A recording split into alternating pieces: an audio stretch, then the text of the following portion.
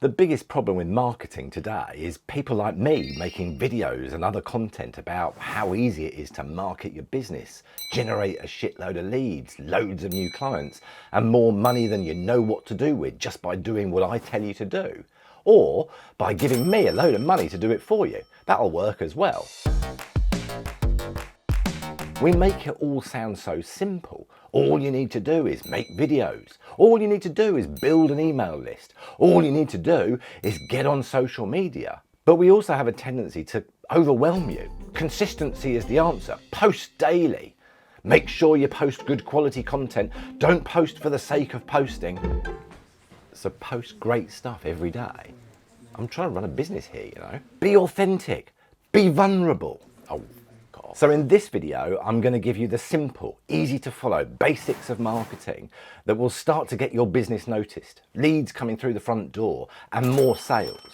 If you really want to give me money to do it, I'm not going to say no, but watch this video first and you'll probably see that you can do it really easily for yourself. If this is the kind of stuff you want to see more of, hit the subscribe button so that you'll never miss another video from yet another marketing guy who's telling you how to do marketing.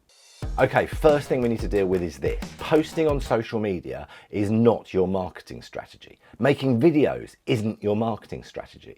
Sending a weekly newsletter, it's not your marketing strategy. And yet I hear these marketing tactics described like this all of the time. Before you start planning those kind of details, let's step back and focus our attention on the root core principles that really influence how people engage and interact with your business. I'm all up for the tricks and the hacks, on-trend tactics, but only when they're built on the fundamental principles and strategy that means they'll help you in achieving your business goals rather than just giving you a temporary dopamine high from all the engagement you'll get from the people who'll never buy from you.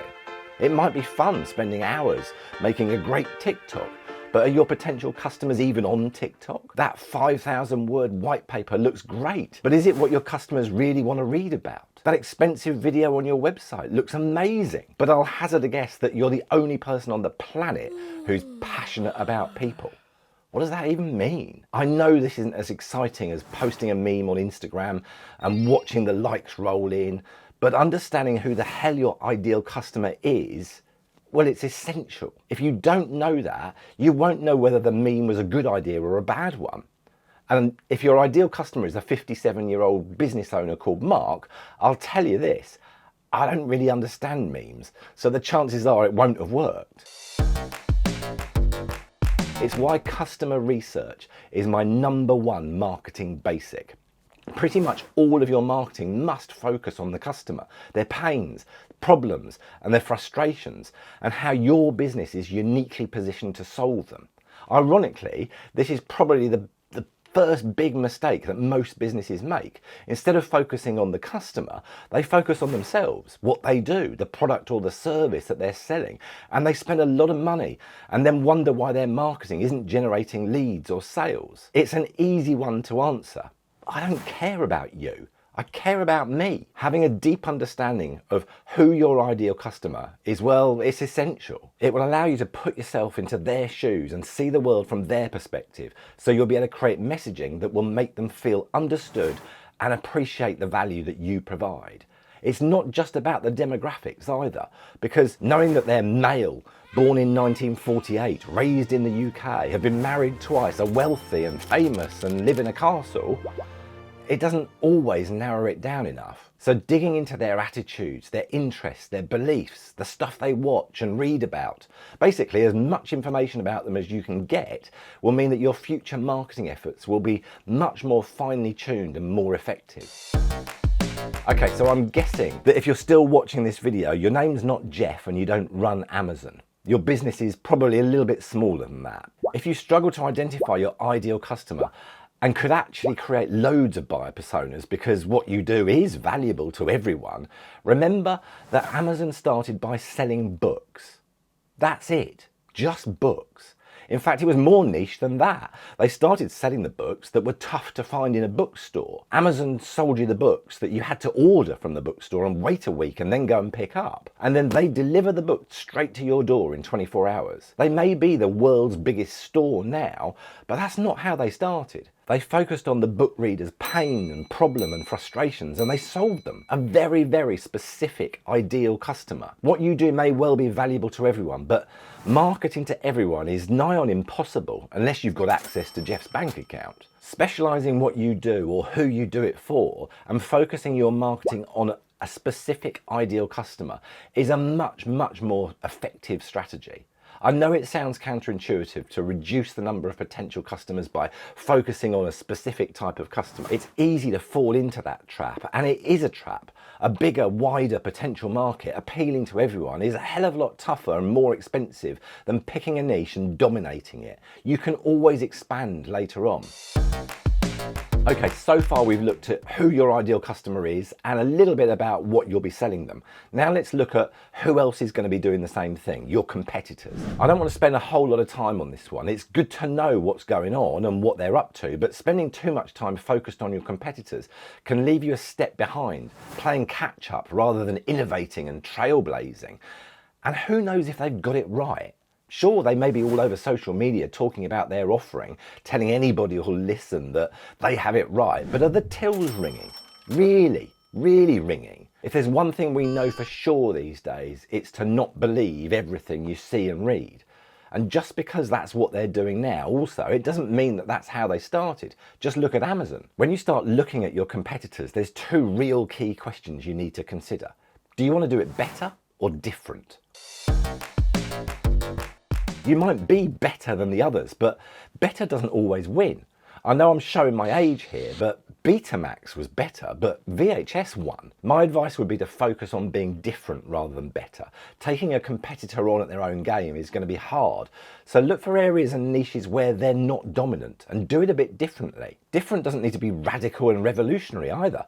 Businesses that genuinely stand for something, are maybe a little bit controversial or polarising, are the ones that we tend to remember.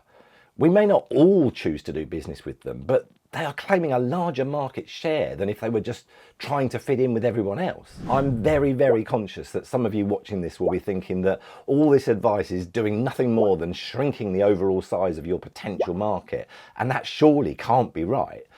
But understanding that you can't, and actually you don't need to please everyone, is probably the single most valuable business lesson you can ever learn. It gives you the freedom to be different.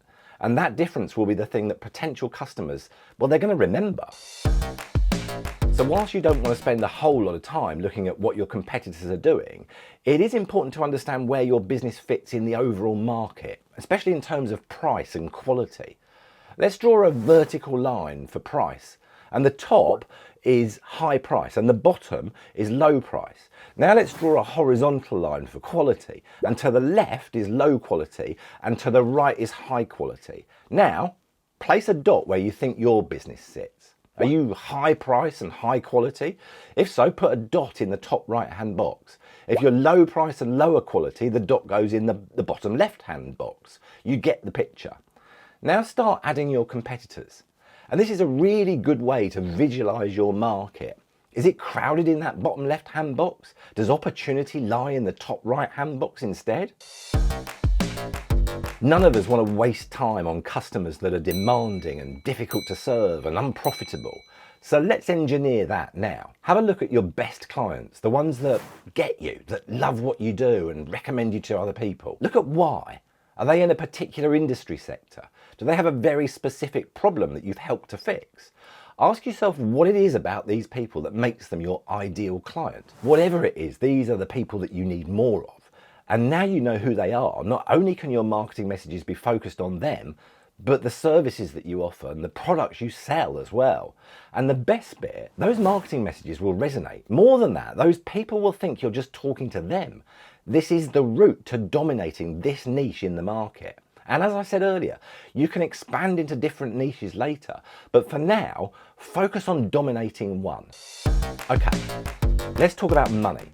This is a big subject, so I'm not going to go into huge detail here, but here's a question to get you thinking. Cost-based or value-based? Do you work out how much it costs you to deliver your service or make your product and then add a margin on top? Or do you charge customers based on the value they'll get? The problem with cost-based pricing is that it's a race to the bottom. Competitors will slash their margin and you'll have to follow. And before you know it, there's no money in it anymore and you're dead in the water. Value-based pricing, however, is based on the value that the customer will receive. And you guessed it, value is subjective and it can be influenced by your marketing. Okay, we've covered a lot, but I can absolutely guarantee you that with all this understanding, your marketing will now work and it will generate leads and generate new clients. You know who you're talking to, your ideal customer. You know the messages that are going to resonate with them, their problems, their pains and their frustrations. And you know where they are, the media that they consume. You understand them deeply so that now you can craft the right message for the right person in the right place. Thank you so much for watching. And if you liked it and you want to see more like this, please subscribe. And I'll get that massive dopamine hit from all the new subscribers and the likes and the comments. See you on the next one.